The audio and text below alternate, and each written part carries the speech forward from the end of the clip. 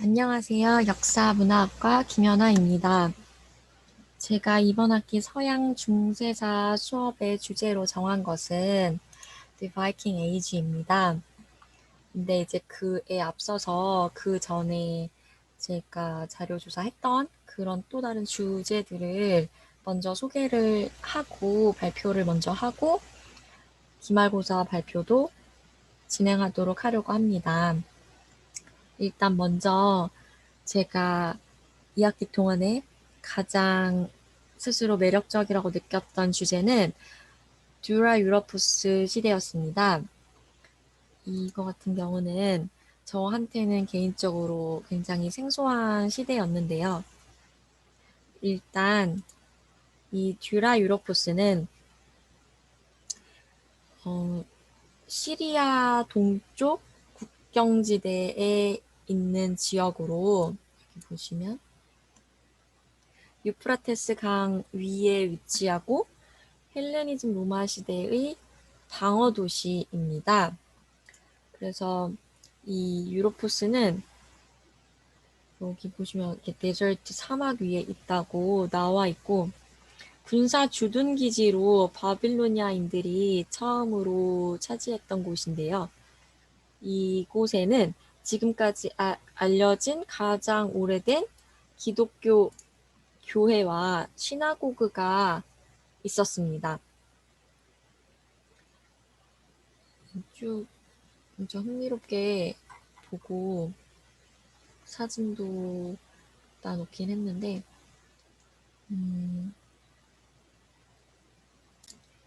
시나고그가 뭔지 이제 몰라서 찾아본 결과 시나고그는 그리스어로 만남의 장소를 뜻하는데 이제 회당, 예배의 장소를 의미했습니다. 그래서 일단 제가 첫 번째로 관심 있게 본 주제이고요. 그 다음 알렉산드리아 같은 경우는 보시면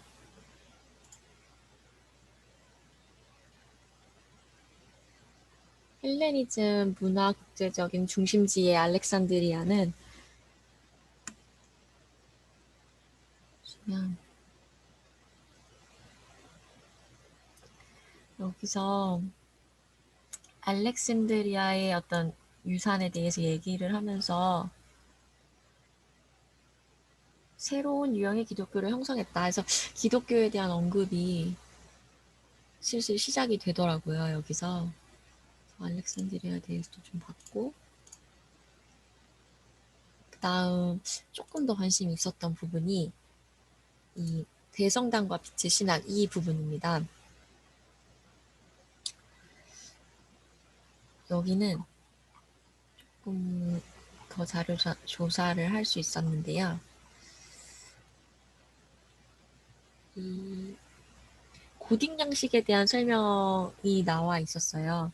이제 토마스 아퀴나스가 태어난 12세기, 13세기 초반, 그러니까 12세기 후반에서 13세기 초반의 고딕 건축은 이 새로운 시대, 대성당의 새로운 시대를 열었는데 여기서 흥미로웠던 거는 이 고딕은 knowing, 알에 대한 것이고 perception, 지각과 pleasure, 즐거움에 관한 것이었다. 이렇게 얘기를 하고 있고요. 이 시기는 도시와 상업이 성장하면서 동시에 십자군 전쟁이 있어서 동서양의 관계가 굉장히 최악으로 가던 시기였다고 합니다.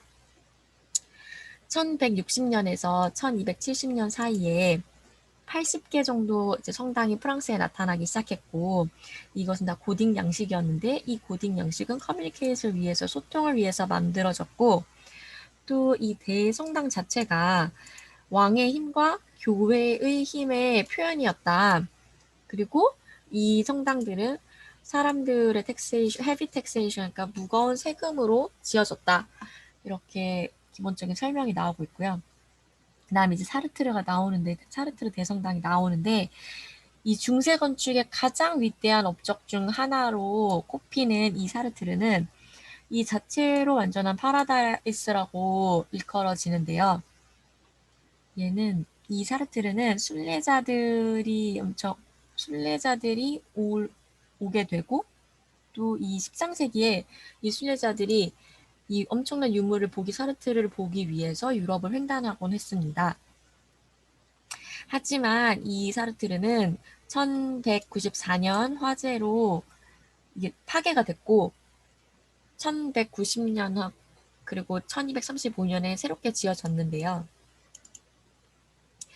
여기 새롭게 지어진 이 성당은 170개가 넘는 스테인드 글라스가 있고, 또 4,000개가 넘는 조각품들이 있습니다. 여기서 이제 창문에 대한 얘기가 나오면서 이 강의의 주제가 Theology of Light였는데, 그 이유가 나옵니다.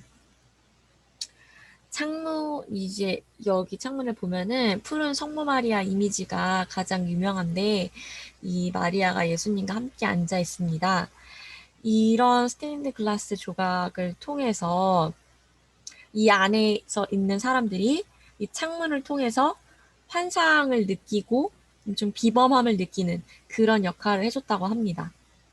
그래서 이 스테인드 글라스 기법으로 창문이 만들어졌는데, 이 13세기에 이걸 경험한 사람들에게는 이곳은 천국, 빛, 초월 이런 존재로 느껴지면서 신이 그렇기 때문에 빛의 신학이다 라고까지 말할 수 있는 것입니다. 그래서 이 단원도 흥미롭게 강의를 수강했고요. 다음 Rise of Universities도 있는데, 이제 저의 발표 주제인 The Viking Age를 발표하도록 하겠습니다. 그래서 웨이클렛의 바이킹 에이지 자료를 따로 모아두었습니다. 일단 먼저 프레틀러님께 강의 대본으로 설명을 시작하도록 하겠습니다. 이 바이킹 에이지는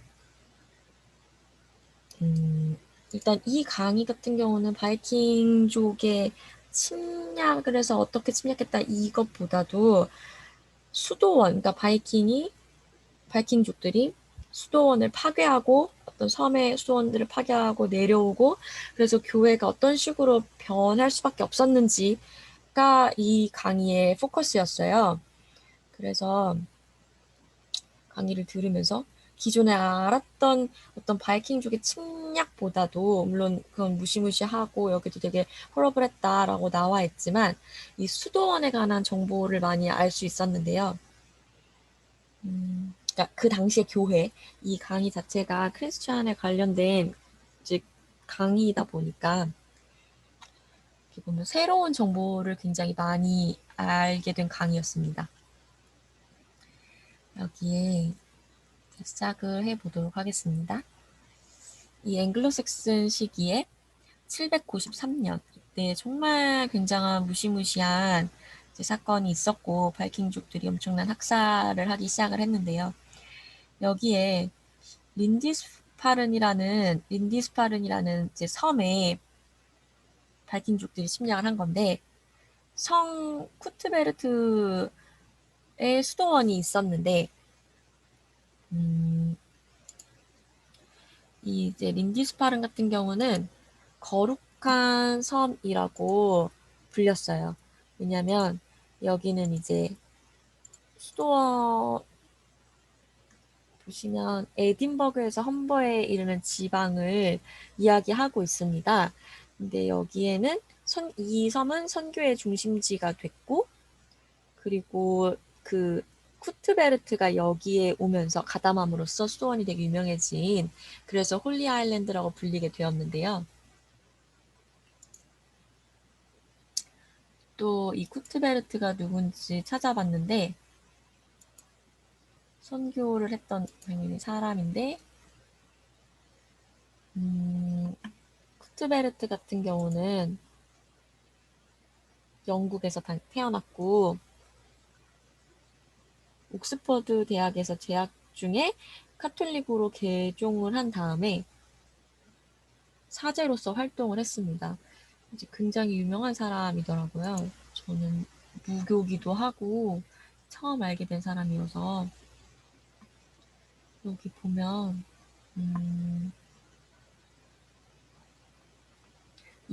그래서 쿠트베르트 신전이 있는 그 수도원을 바이킹이 공격하고 약탈해서 승려들을 다 죽이고, 그래서 굉장히 유럽이 이제 두려움에 떨기 시작했다라고 나와 있습니다.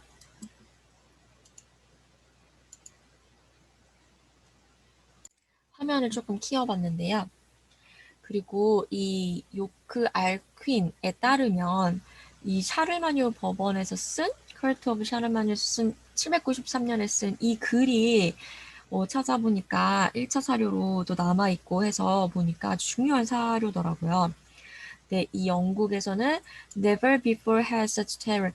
이보다 더 끔찍한 일이 없었다라고 하고 있습니다.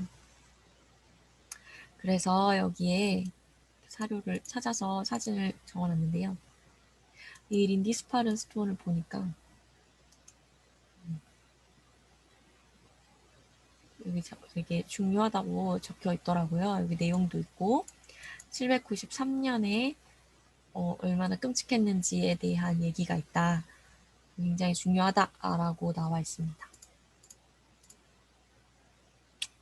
그리고 이 린디스파른 지역은 역사가들이 793년에서 1066년까지 바이킹 시대라고 부르는 시작 거점이 되었습니다.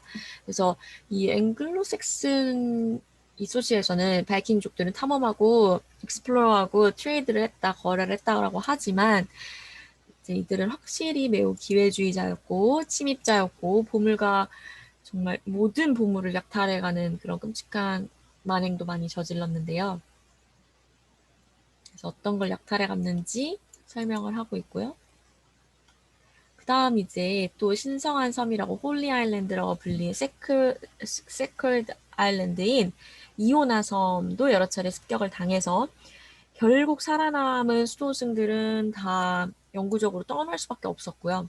그래서 이 10세기에 바이킹족들한테 공격받은 뭐 켈스스톤이라든지 이런 모든 수도원들이 바이킹족들에 의해 많이 파괴당하고 약탈당했습니다.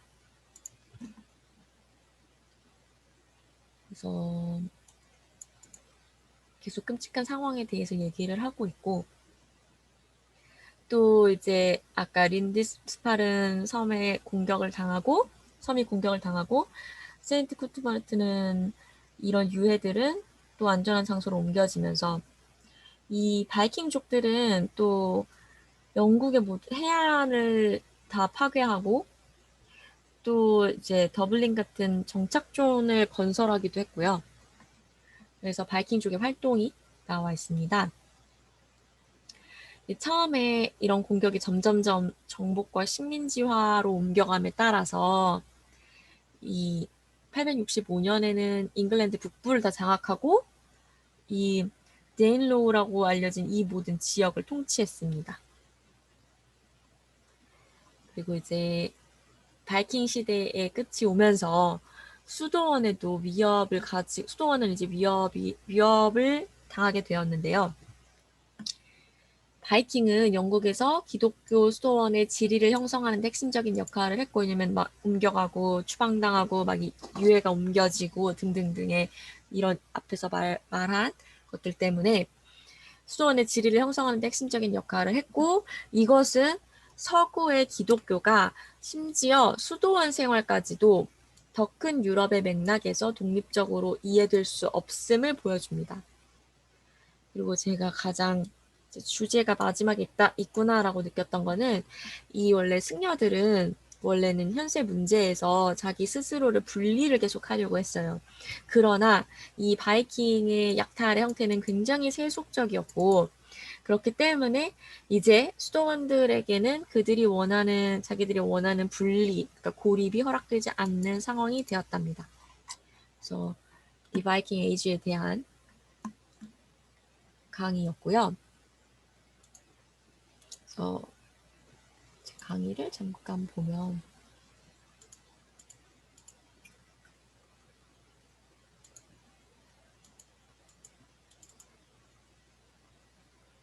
설명은 In the 굉장히 Anglo-Saxon Chronicle, A compilation of over 1,000 years of Anglo-Saxon annals through the 12th century, monasteries only added to their fearsome reputations, as Christians beheld in horror that the Norse pagans held. 강의는 굉장히 차분하게 해주셔가지고 이해가 되게 쏙쏙 되더라고요. 이제 1차 사료를 조금 살펴볼 건데요. 일단 사전적 정의도 하나 넣었고, 그 다음 이곳에서 굉장히 많이 자료를 찾을 수 있었는데 여기에 너무 자료가 정리가 잘 돼 있어서 여기는 이제 미주리 대학의 도서관인데 1차 이 시대 바이킹 시대에 대한 프라이머리 소스를 정리를 해놨더라고요.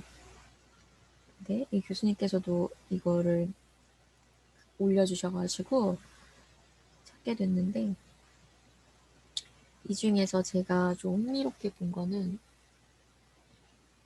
브리튼 히스토리랑 이건데 여기서 이제 바이킹을 찾아봤더니 뭐 책이 굉장히 많이 나오더라고요. 그 중에서 이 자료를 조금 유심히 봤습니다. 좀 읽기도 편하고 저한테 개인적으로 런던의 5세기에 대한 소개에 바이킹족에 대한 얘기였는데 그래서 그것도 여기다가 실어놨고요. 있습니다.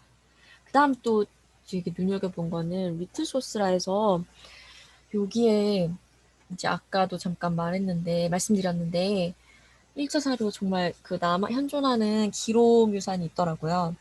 여기 보면 We know a lot about the Vikings라고 해서 많이 자료가 남아있다. 그래서 룬 문자로 우드나 스톤에 남아있는 자료다라고 하면서 현재까지 남아있는 자료를 정리를 되게 이해하기 쉽게 적어 놓았습니다. 그리고 이 자료도 또 되게 흥미로웠는데요.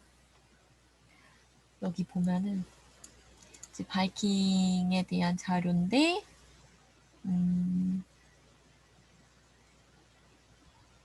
뭐 제한이 있다, 쓰여진 자료는 제한이 있다라고 나와 있지만 여기도 룬문자에 대한 얘기와 뭐 코인 등등 이제 그림까지 다 나와 있어서 아 이렇게 1차 사료를 굉장히 잘 정리를 해두었구나라는 거를 알 수 있었습니다. 그리고 이제 나머지는 1차 사료를 찾아가는 어떤 과정으로서 필요한 좋은 사이트들을 찾아서 등재를 했고 또 이렇게 프라이머리 소스로 막 책도 다 그러니까 어렵지 않게 찾아볼 수 있게 정리가 되게 잘 돼 있었습니다. 그리고 이제 이 책은 실제로도 본 적이 있는데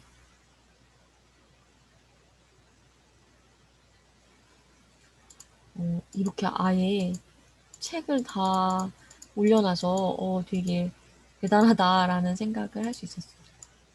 좀 앞부분이랑 필요한 부분 몇 부분을 읽어봤는데 이 프라이머리 소스가 정말 중요하구나 느꼈던 게 모든 역사서에 이 바이킹족을 설명한 많은 역사서에는 꼭 그 사진 자료가 들어있었습니다.